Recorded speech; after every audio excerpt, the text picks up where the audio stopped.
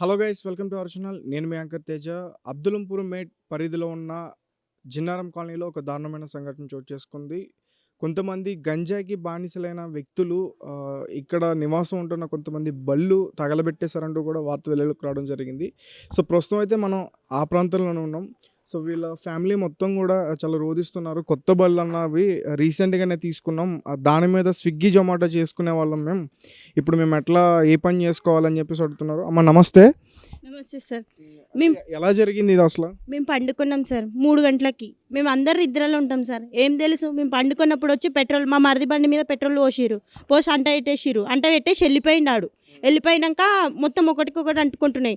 వాళ్ళు ఇంటికి పోయి చెప్పిండాడు, వాళ్ళ అమ్మలోకి చెప్పిండు. మేము రాలే కిందికి. మేము రాకముందే వాళ్ళ అమ్మ నాన్న వచ్చి కింద నిలబడ్డారు. నిలబడినాక మా మరిది వచ్చి మీ కొడుకు తగలబెట్టిండని చెప్పేసిండు. చెప్తే వాళ్ళ డాడీ వచ్చి మా మరిది మీద చేసుకున్నాడు. కొడుకు చేసిన తప్పుకి మళ్ళీ డాడీ కూడా కొట్టాలా? తప్పు కదా అది. మేము ఇప్పుడు కష్టపడితేనే ఒక పూట పని చేస్తేనే మా కడుపులకు అన్నం వస్తుంది. మేము నిరుద్యోగులం. చిన్న పనులను చిన్న పిల్లలను తీసుకొని పోయి పని చేసుకొని వస్తాం. మేము రోడ్ దాటి తిల్లల పని. మా పరిస్థితి ఏంది? మాకు బండ్లు కావాలి. ఎందుకు అంటే టార్గెట్ చేసి వేల బళ్ళే కాల్చారు? అంటే ఇక్కడ చాలా మంది ఉన్నాయి కదా. టార్గెట్ అంటే మా మరిది మంచిగా వాళ్ళ ఎంబడి పోతలే ఎదగడం చూసి మా మరిది మంచిగా పని. దగ్గర స్నేహితులైనా తెలిసిన వ్యక్తులైనా? ఒకప్పుడు ఫ్రెండ్స్, ఇప్పుడు ఫ్రెండ్స్ లాగానే ఉంటాడు. కానీ ఇప్పుడు పని చేసుకుంటుండు. పని ఏందో ఆయన డ్యూటీ ఏందో ఆయన జొమాటో కొట్టుకొని వస్తాడు. నైట్ 12 అవుతుంది, ఒక్కొక్కసారి 1 కూడా అవుతుంది. నైట్ జొమాటో కొట్టుకొని వస్తాడు, లేట్ అవుతుంది కదా.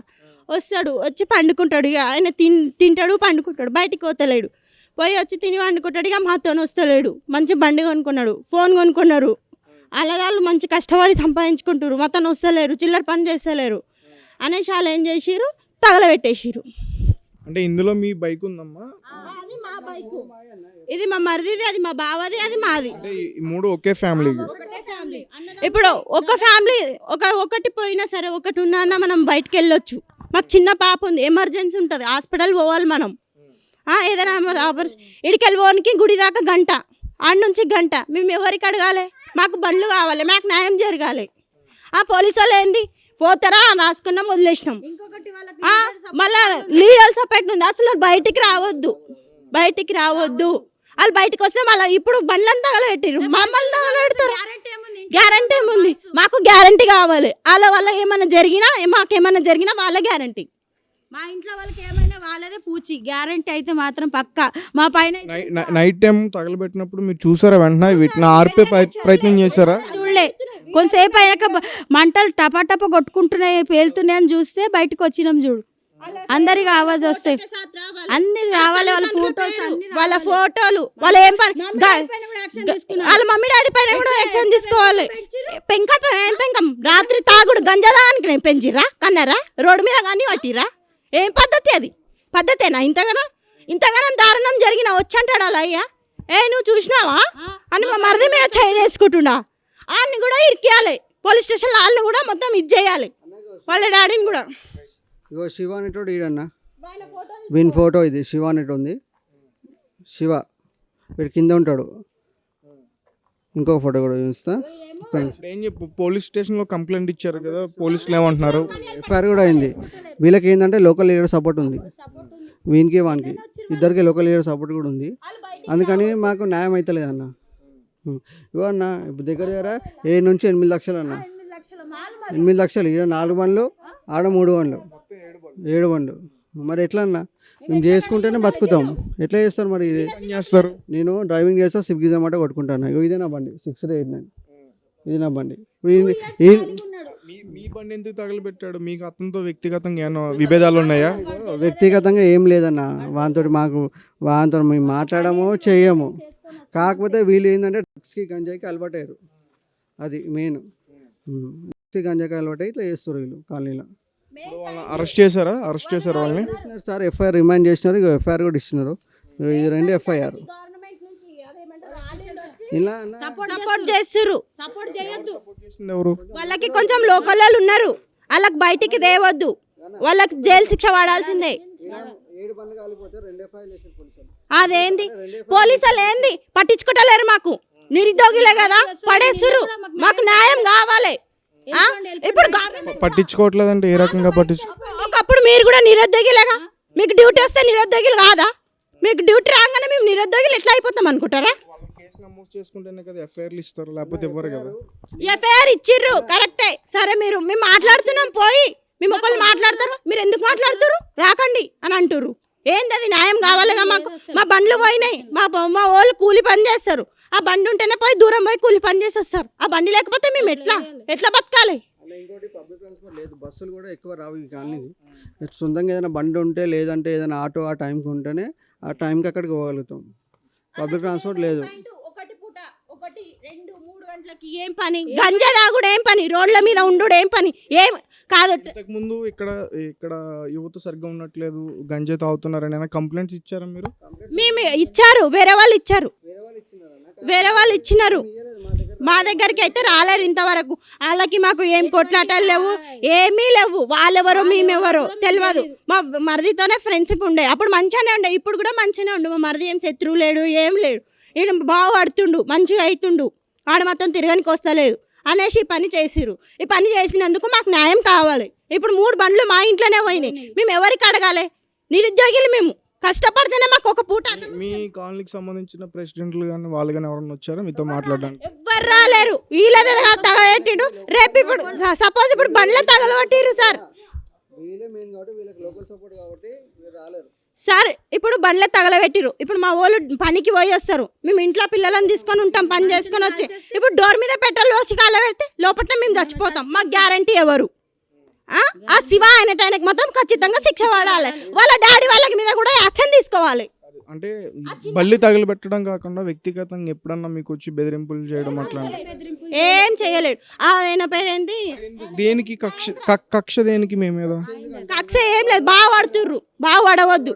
నవేందర్ ఆయన కార్ డ్రైవింగ్ ఇది చేస్తాడు, విజయాన్ని స్కూల్లో ఇది చేస్తాడు, అది కూడా తీసేయాలి. ఆయనకి చిన్న పిల్లలు స్కూల్ పోతారు, దాంట్లో స్కూల్ నడుపుతాడు. పిల్లలను కూడా ఏం చేయడానికి గ్యారంటీ అయింది. వాళ్ళ భార్య కూడా దాంట్లో డ్యూటీ చేస్తుంది. మా పిల్లలు డ్యూటీ స్కూల్ పోతారు, దాంట్లోకి వెళ్ళి ఏమైనా చేస్తే మాకు మొగన్ని ఇట్లా చేసి మా ఆయనని అనేసి మా పిల్లల మీద ఏమైనా చేస్తే ఆమె డ్యూటీ కూడా పోవాలి, దాంట్లోకి వెళ్ళి తీసేసేయాలి. దాంట్లోకి వెళ్ళి డ్యూటీ మాకు నిరుద్యోగులు మేము ఎంత బాధపడుతున్నాం. రూపాయి కష్టపడుతున్నాం.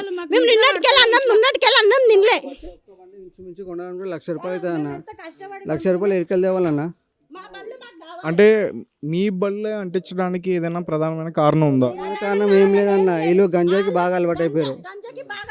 అంటే వాడు శివ అంటాడు, ఒక రోజు ముందే వాళ్ళకి పిల్లలు చెప్పినట్ట బండ్లు తలగబెట్టేస్తాం కాలనీలో అని.